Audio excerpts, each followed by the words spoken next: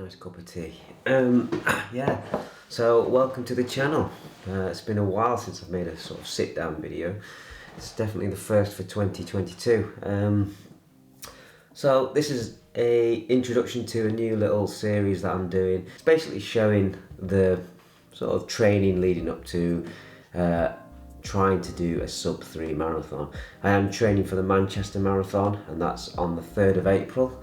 That is not going to be the sub 3 attempt. That'll be the next marathon I do towards the end of the year, sort of autumn time. I'm still in the London ballot, so those results should come out this month to say if I've got a place.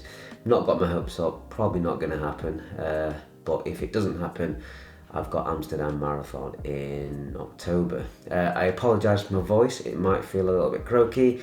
I currently have COVID and that's why I'm not running this week. So I thought, you know what, since I'm in the house, let's do another video. Normally I just have no time, and that's why my videos are sort of very intermittent throughout the year. So let's make this video today to introduce a new sort of training vlog that I'm doing, and it's all about the sub 3 marathon training. Well, marathon training in general. Been ill, so I'm not trained any at all this week. So yeah, technically I'm in the 4th week, but I've had 3 weeks of training. So right, so let's get on to it.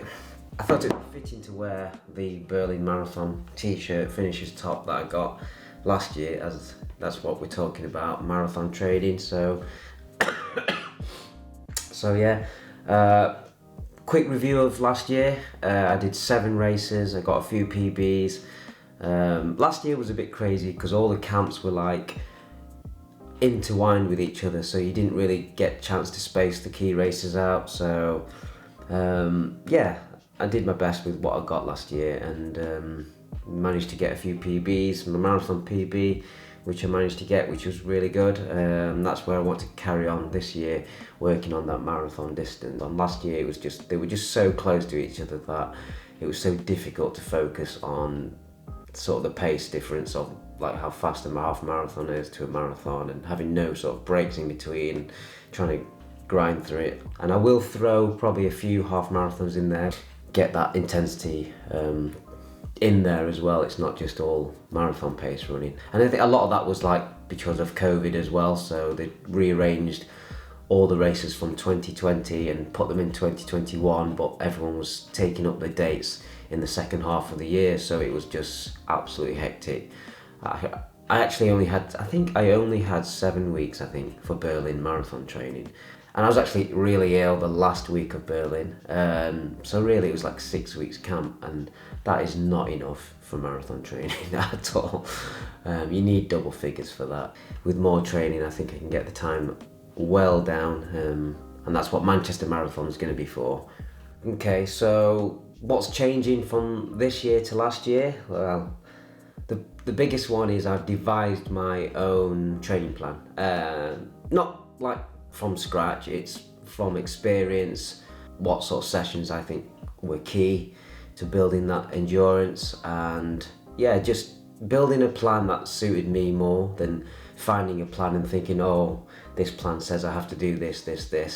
I didn't really find that the best way to train last year. Even though I hit my goals, I just felt the training was starting to get a little bit, at times, just a bit too, what's the word I'm looking for? Too rigid, I think. Too rigid. Like a lot of the plans had me training 6 days a week, and that's good for some people. People like that. Some people even train 7 days a week. But I think the balance for me has been, you know, tailoring the plan to how I want to do the training plan and not be so rigid. So yeah. I wanted 14 weeks for the whole camp for this marathon for Manchester. I didn't get 14 because I had, if you watch my Derby video in November when I raced in Derby, I can remember talking about a calf injury that I've kept feeling. I think it was like a slight tear because it took about 8 weeks to recover. So I read like calf injuries and things, 6 to 8 weeks for maybe a serious strain or a tear, something like that anyway. But I had that for so long, and I had the Christmas break through December to try and get rid of it. It didn't quite go, so it ate into the January month, and I think around halfway in January it was still just there. It's okay now, it's fine, but that sort of delayed the start. And also had my COVID booster in December, which also gave me a lot of problems. I won't go into detail too much. That's gone now, there's no pain, so luckily everything's okay. The calf injury's gone. I'm feeling quite strong, although I've got COVID right now. That's just like, nothing too serious, it's just a bad cold. So so I wanted 14 weeks, I got 11, which is, well, it'll technically be 10 now because I've lost a week from COVID, but double figures, that's great, that's more than I've ever had.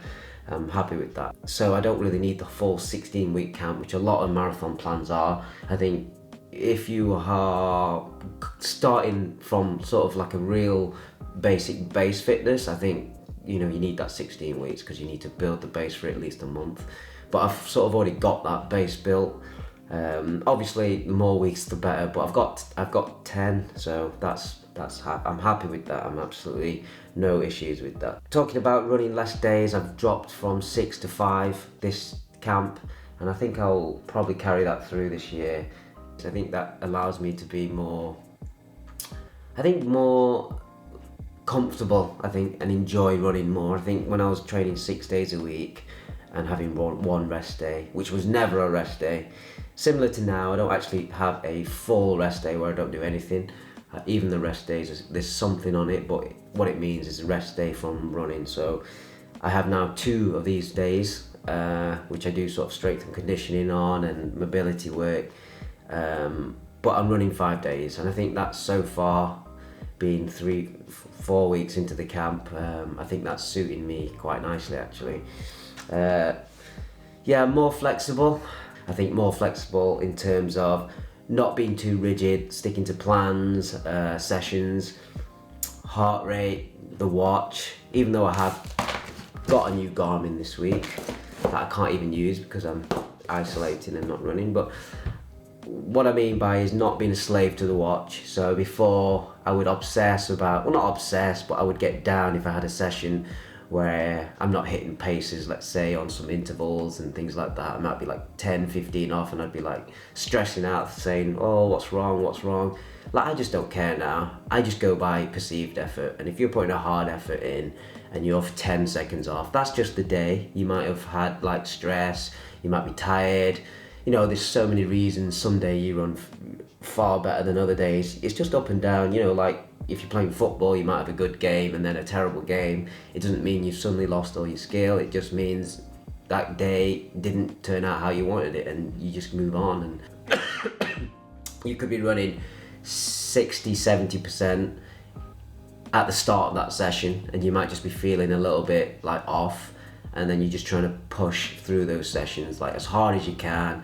You feel ruined by the end of it. It doesn't feel good. Like, the whole point of these speed sessions is to feel really strong, hold form, and just feel good, like feel strong and confident through them. If you're dying through them, if you're not feeling good, and that's just going to lead to stress, that could lead to injuries, that could lead to sort of the mental side of running. You're not enjoying it. Going into sessions a lot stronger is the key. Be more flexible.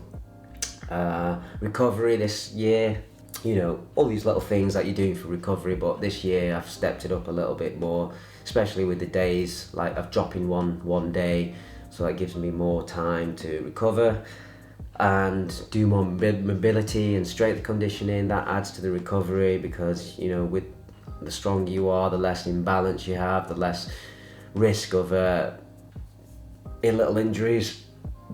Sorry, throat's going. I've also bought some Therabody recovery boots, very similar to the other brands out there. I think they're all quite similar at that sort of top end range. You've got the MyoMaster and the Normatec boots. They are the most popular, I think, the Normatecs.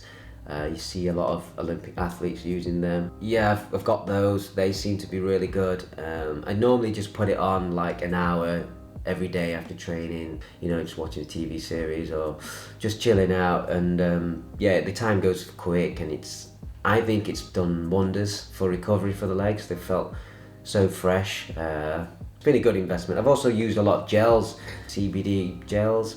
you can use any brand really, just research it yourself and what's comfortable for you.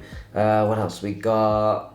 Yeah, I'm talking about strength and conditioning actually, which links to the recovery. It's last year I would do strength and conditioning, but I would sort of do too much at one time. And what I was doing, I was sometimes going into those sessions still sore from strength training.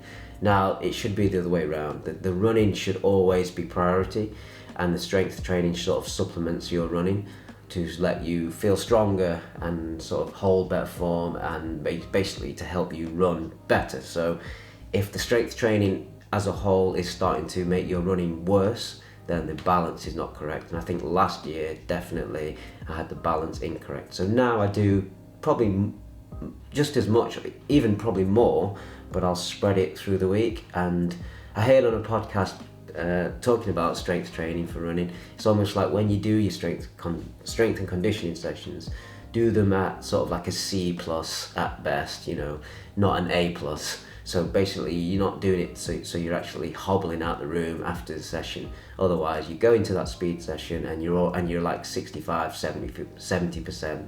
Another thing I've added, and I can't believe I've waited so long to do this one, is actually use a track, because I started to use a track for some of the speed sessions, and the difference of running around here to the track is phenomenal. Like, it not only is it safer because it's, you know, you're running at night time here in the winter in the UK, so it's a lot safer, which means your mind is focused on running, so you actually run faster because you're not thinking about the dog walkers, the pavements, the potholes, the puddles, the mud, the sticks on the floor, and all the hazards that are going in your mind. You can just focus, holding your form, looking forward, not looking at the ground. You know, I've been going to the track, I've absolutely loved it, and I'm running much more running much more consistent repeats. So doing like 400 repeats, I can just focus on just getting around that track, running, and that's all I'm thinking about, holding form and my breath and my form, and just loving it. So yeah, I'm gonna use the track more, definitely for these sort of sessions. And I think that the surface is softer, so I think I've been feeling less beat up as well, because obviously when you do tire, your form drops a little bit. So, you know, that my form isn't great anyway, so, you know, as I tire, it's going to get worse. And because it's all on the pavement, there's that pounding and the hazards.